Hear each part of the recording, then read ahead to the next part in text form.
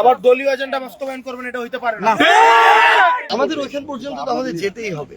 এটা তো আমরা একটা ছোট্ট বাচ্চা চোখ পর্যন্ত নাই হয়ে গেছে, আমরা এটার প্রতিবাদ জানাইতে যাইতেছি এবং আমাদের একটা মামলাও করতে হবে আসলে, কারণ এখন পর্যন্ত একজনকে গ্রেফতার করা হয় নাই। দুর্ঘটনা বা বড় কোনো বিবাদ ঘটার সম্ভাবনা থাকে, তখন স্বাভাবিকভাবে তার প্রিকশন হিসেবে আমরা এই ধরনের ব্যবস্থা নিতে পারি। আচ্ছা ভাই, আমি একটা ছোট্ট প্রশ্ন। না, কোনো কথা বলবেন না, দাঁড়ান। আমাদের কোনো ধরনের ইল ইন্টেনশন নাই যে কোনো ব্যক্তি, কোনো গোষ্ঠী, কোনো দলের এগেনস্টে প্রোগ্রাম করার বা তাদের সাথে কনফ্রন্টেশন করার। আমরা যাব, আমাদের যেটুকু বলার, যেটুকু ওখানে দাবি জানানো, এটা জানাবো, তারপর আমরা আমাদের পরবর্তী কর্মসূচি যাবো। এটা আমাদের করতে দিতে না, ওটা বুঝতে পারছি, আপনাদের ইল ইন্টেনশন নাই, কিন্তু প্রবলেমটা হচ্ছে যে ধরেন আপনাদের নাই, আপনারা হয়তো শান্তিপূর্ণ কোনো কর্মসূচিতে যাবেন, কিন্তু অনেক ক্ষেত্রেই দেখা যায় যে হয়তো অন্য ইল মোটিভ যাদের থাকতে পারে, না এখন আমাদের তাদের প্রতিহত করতেছি, আমরা তাদের প্রতিহত করতেছি। আমরা বিভিন্ন জায়গায় আমি একটু বলি, সেটা হচ্ছে হবিগঞ্জে ওই সমস্ত ইল মোটিভ থাকতে পারে, এই ধরনের লোক বা কোনো ধরনের অনাকাঙ্ক্ষিত ঘটনা ঘটাতে পারে, এই ধরনের লোকদেরকে আমরা মোটেও একত্রিত হতে দিইনি। বাট তারপরেও আমরা মানে বিভিন্ন ভাবে জানতে পারতেছি হয়তো বা তারা জড়িত, একত্রিত হওয়ার ওরকম চেষ্টা করতেছে বা ইয়া করতেছে। তো তারা বলতে এখন আমরা তো চিনি না, ধরেন আপনারা দেখলে কি আমি বুঝতে পারবো যে আপনি আসলে কিসের লোক? তাহলে তো আপনাদের তো উচিত ওইখানে ইয়ে করা। এক্স্যাক্টলি, আমরা এটা করে আচ্ছা, একটা জিনিস বলি ভাইয়া, এই যে কালকে আমাদের ভাইয়ের ওটা আমরা কথা বলছি, আপনাদের নিরাপত্তার জন্য আমরা আমাদের ওইখান পর্যন্ত তো আমাদের যেতেই হবে।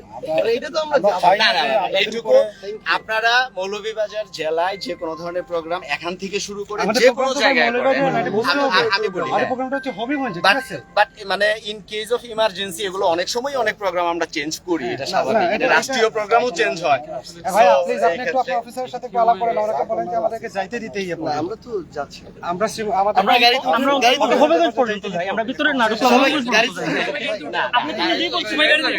সবাই গাড়ি কোর্স ওই সিকিউরিটিটা দেওয়ার জন্য দেন, আপনার সাথে চলেন, আমাদের সাথে চলেন। সিকিউরিটিটা এনশিওর করার জন্য, যাতে কোনো ধরনের কোনো ওই যে কালকে দুঃখজনকভাবে এক ভাইয়ের চোখের কথা বললেন, অন্য কোনো ভাইয়ের জন্য এরকম চোখ কান আপনারা ওইটা করেন, মানে যারা ওইটা এনশিওর করার জন্যই মূলত, কারণ ওইটা করেন। আসলে আপনারা যেটা সমস্যা হয়, গতকালকে আমরা এটা দেখছি, মানে আমাদের উপর আক্রমণ করতেছে, যারা আক্রমণ করতেছে তাদেরকে প্রতিহত না করে এক সাইডে সরে যাচ্ছে। আক্রমণ দেখলে পুলিশ যদি এক সাইডে সরে যায় তাহলে তো হবে না। গতকালকে যদি ওইটা হইতো তাহলে কিন্তু এটা হইতো না।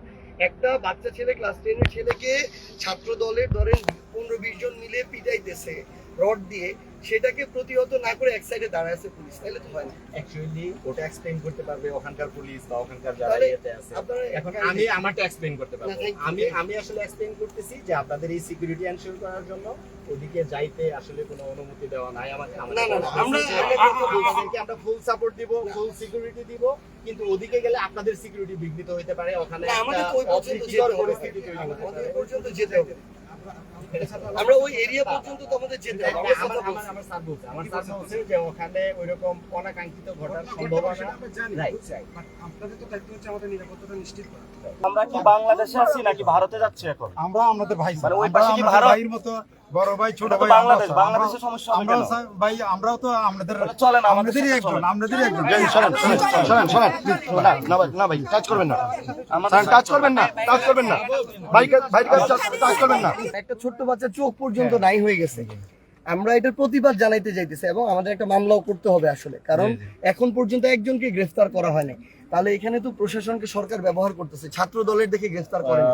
এসপি কই আছে? ওনাকে একটু বলেন।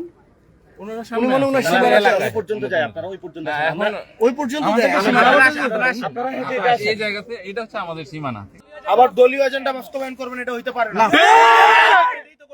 স্যার ওইরকম না স্যার, আপনাদের নিরাপত্তার জন্য স্যার। আমরা নিরাপত্তায় থ্রেট কারা? স্যার থ্রেট কারা?